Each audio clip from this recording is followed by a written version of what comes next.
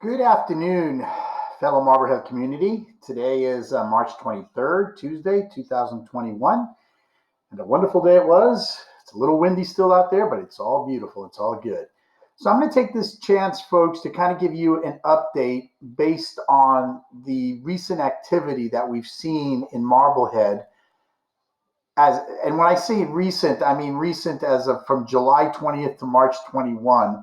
That's a good time frame to kind of show you something that is really impressive. And what's really impressive is that this market right now is allowing properties to effectively go to above the 2.4 range for sure, and tapping the 2.5, and possibly, if we don't wait any much longer, tap into the high 2.5s, tapping the $2.6 million range in places like Calle Jade right now. And I'm bringing Calle Jade into the picture because this is the one that is, this one along with another property that I'll show you momentarily, is the one that is really breaking ground or going forward and showing how we had to close at 2.495, 2.450 recently, also on Calle Jade, and 2.530 just went on the market and just went under contract, and that one is at 2.495, 2,495,000. So exciting things for Marblehead on our community.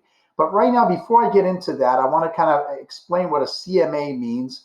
And it's really simple, but I'll just, again, some of us know, some of us don't, but I don't want to get into the realtor problem of always thinking that my clients know what I'm talking about.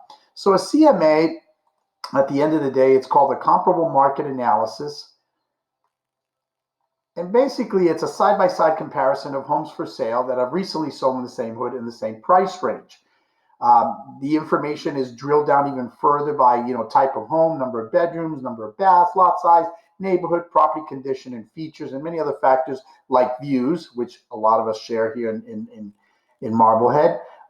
The purpose at the end of the day is to show an estimated market value based on these things and what the buyers and sellers have determined through past sales, okay, and what people have sold in the market. So that's a CMA, and I want to make that clear because a lot of folks tend to, and we'll be talking about this soon, talk about, hey, Zillow says this, Redfin says that, HomeSnap says this. And the reality is that all of those are what we call publicly, or there's public knowledge out on the street, and they're based on algorithms that are not necessarily specific to your particular property or to the Marblehead community. It's just a general broad thing. Okay, so now once we get an idea of what a CMA is at the end of the day, we need to find out, okay, we understand what a CMA is. It'll give us a range of what our price point might be to sell the property. The other thing to consider, though, is timing. And timing is a critical thing. So let me kind of go really quick and determine what that all looks like. I can get my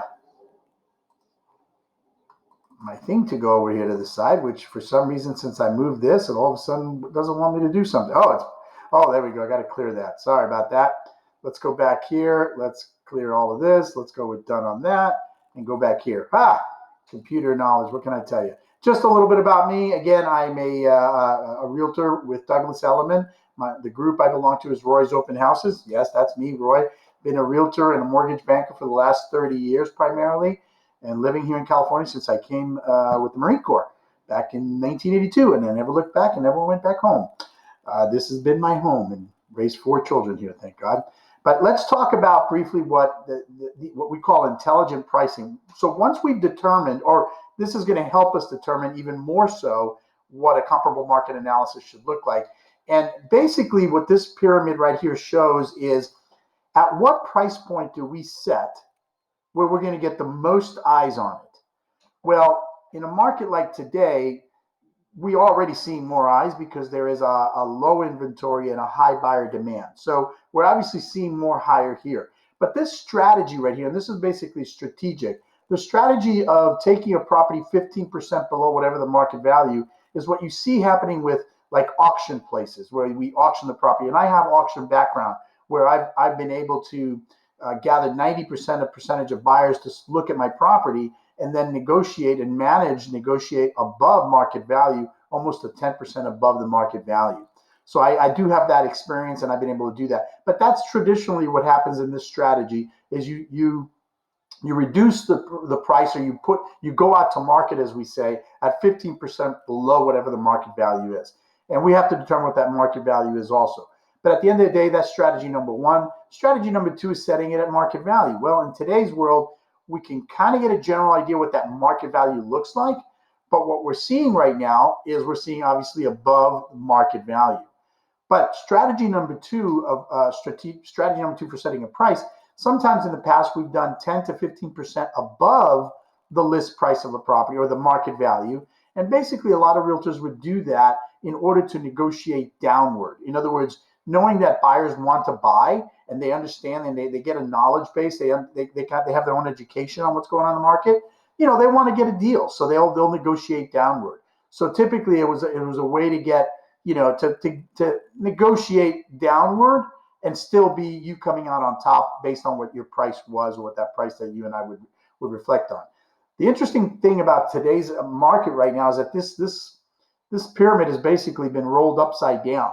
We're seeing a lot of eyes and whatnot, and basically we can literally price a property or go to market at 10 or 15% above market and pretty much be able to get that as our starting point and pretty much get that price point that we want. And we're looking at this. It's a new term that's coming out right now. There's a lot of new terms that have come out since the last year.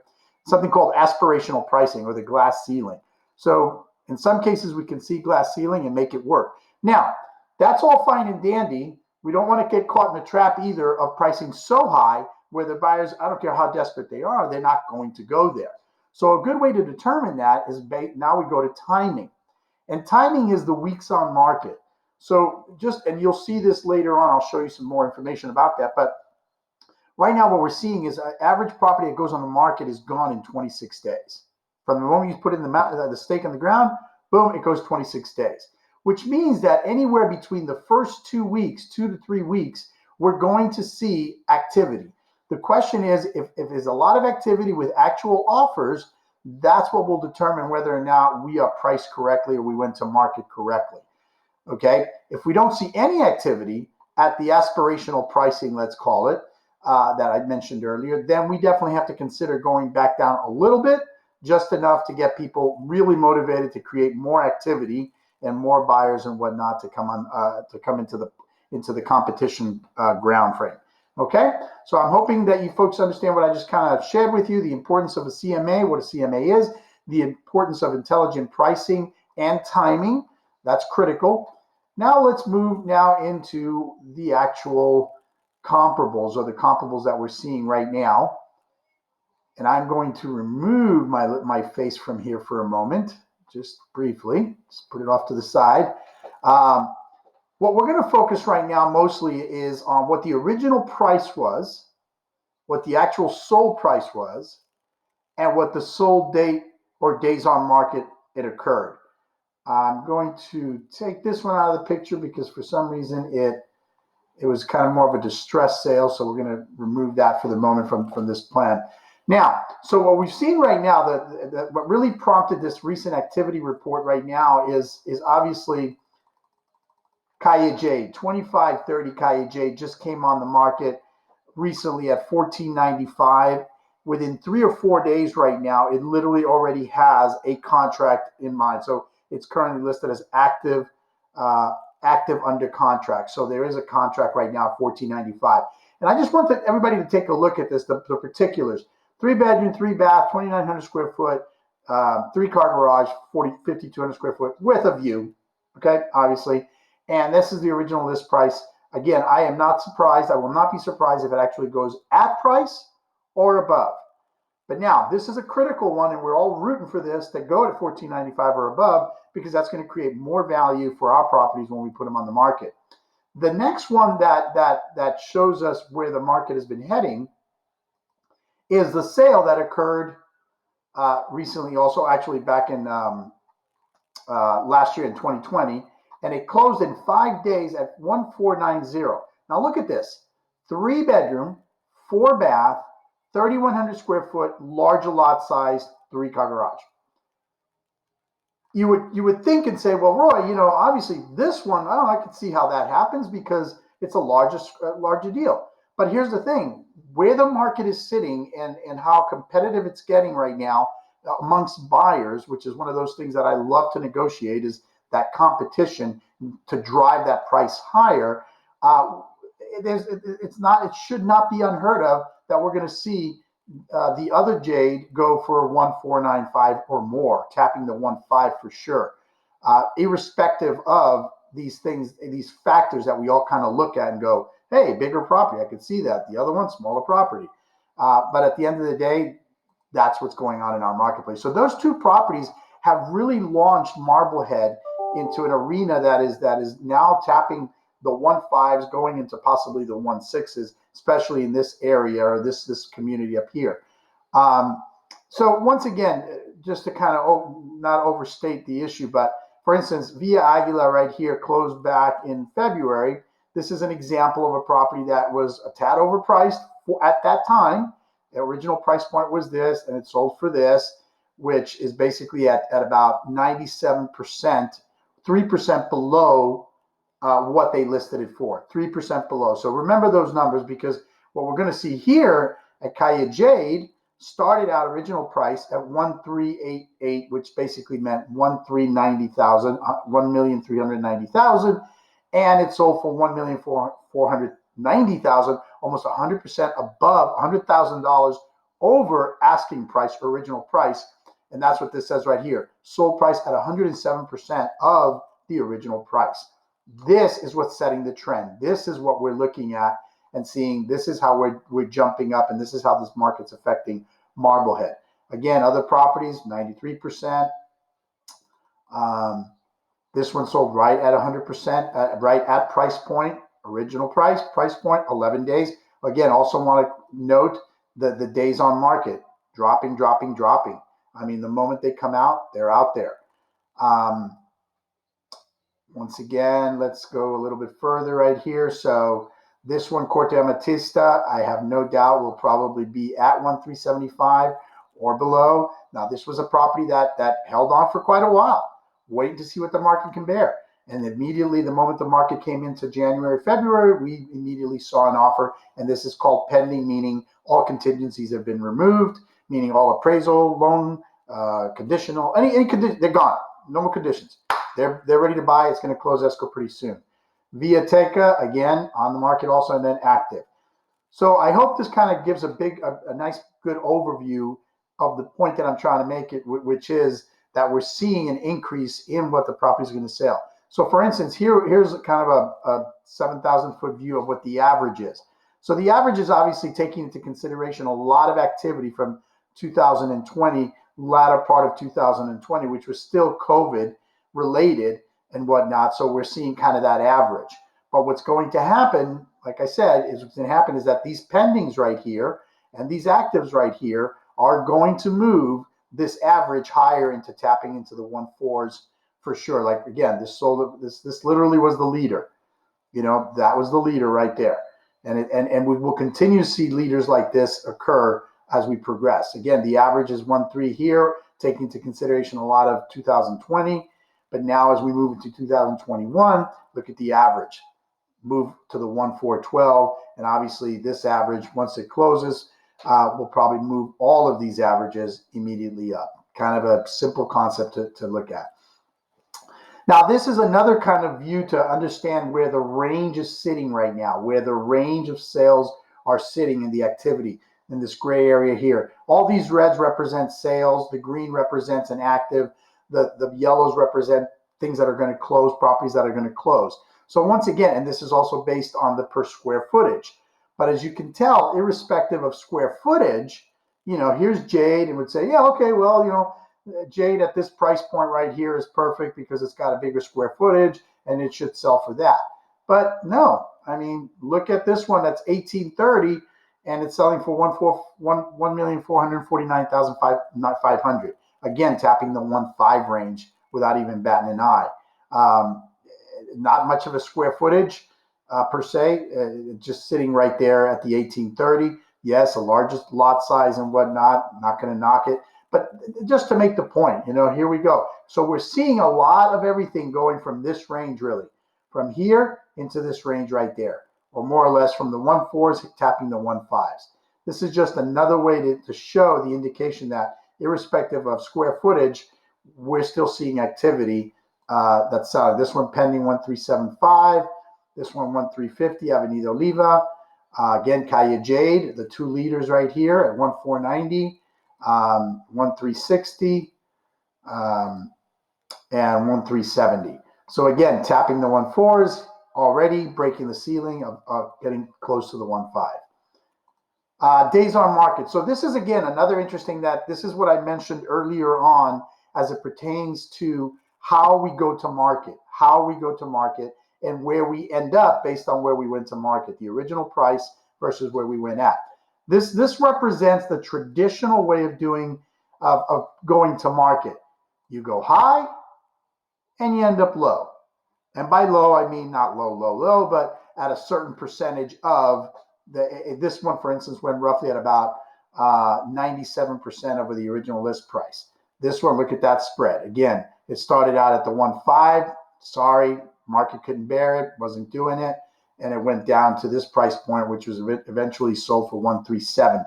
So this one represents a huge spread of overpriced, here we land. Overpriced, and here we land. Okay? And this is traditional. What we're really going to continue to see right now, where I really want you to focus on, is here. There's Calle Nietzsche, started out $1,050,000, ended up at $1,090,000. This trend is going to continue. Here's another one right here, sitting at the same thing. Calle Jade originated at 1390, ended up at 1490.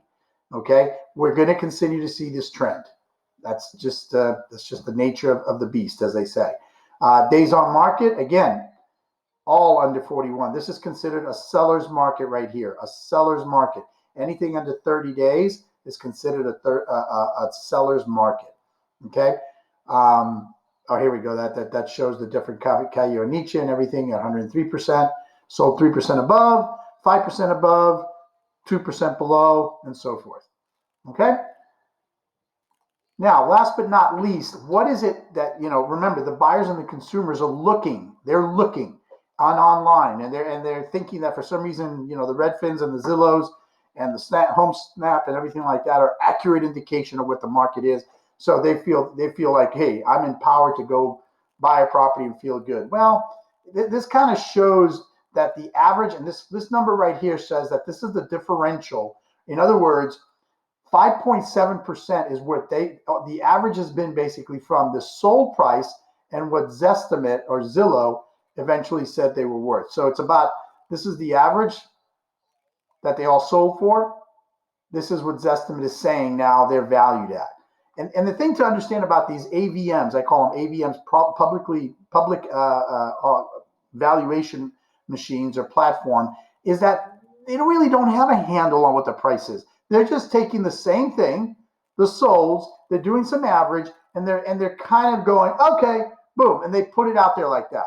Because, by the way, they don't do that right when the property's there, and I'll explain why. Like, I'll explain this one right here. Look at this. When Calle Jade came out at 1495, Zillow saying 1160, 819, which is 22% below what it's being marketed at. Well, I can tell you right now and guarantee you right now that we look at this 1 month from now, and we're going to see that Zillow's all of a sudden going to say, oh, yeah, the value's this right now, okay? But this is what the world is seeing, but they don't care. As you can obviously see, it's under contract already, and we'll probably see it go at the 1495, if not a little bit higher, okay? So at the end of the day, the point I'm trying to make is these online valuations just don't merit what it is. But it takes a person like me, a negotiator like me, to talk to a buyer and a buyer's agent and go, sorry, guys, I don't care what Zillow or Redfin says. That's not the world right now. We're negotiating. We're going higher, and that's just what it is. And that's how you, as a seller, use a person like myself to negotiate for that higher price point, that higher net. And then, obviously, at the end of the day, again, these are the averages per square foot. Don't ever put any this is a very broad, general way of looking at things, because believe it or not, the per square foot doesn't really come in line with the actual sell price at some point, or what they eventually sell for, because different, like if you look at, if we remember the smaller Calle Jade that sold, it had a higher average per square foot cost. Let's see over here. We'll see what I'm talking about. this one right here had a $4.79 per square foot cost. Okay, well, again, this one's a little larger than our active, but look at our active, $5.14 per square foot. See what I mean? So bigger property, bigger per square footage, but because it's sold at X, boom, this one's trying to sell at X because it has a smaller square footage, it has to compensate for the price, so it elevates the square footage. So that's why square footage isn't really a black and white way to do things. Just isn't, because it can be skewed at the end of the day is what I'm trying to get at. Folks, I thank you so much for your time and this recent activity report. If you folks are looking to do at least find out what your property may be worth, reach out to me right there below. You can call me at 949-241-6332. You can reach me at roy@roysopenhouses.com, or you can just go ahead and request a CMA, a comparable market analysis. And look, guys, I'm not going to, it's not about being pushy or anything like that. I can do that in 15 minutes, 10 to 15 minutes max. Do it via Zoom if you want to, so we don't have to go look at the property. But eventually, if you're really serious about, understanding what the value of your home is, I would definitely need to take a look at the property to kind of determine pluses, minuses, what's going to make that number go for you and net you the highest profit possible. Okay? Thank you again, folks, for all your time. And again, the only reminder I have for you all is put love in front of everything you do, and you'll never work a day in your life. And that's what I do. I love what I do. I don't feel like I'm working. I feel like I'm enjoying life by helping other folks, other homeowners like myself in our community get the highest price possible, number one. Number two, get them to their next place, wherever it is that they want to be, downsize, upsize, whatever it is their goals are. I love helping people do that. Once again, have a great day. Take care.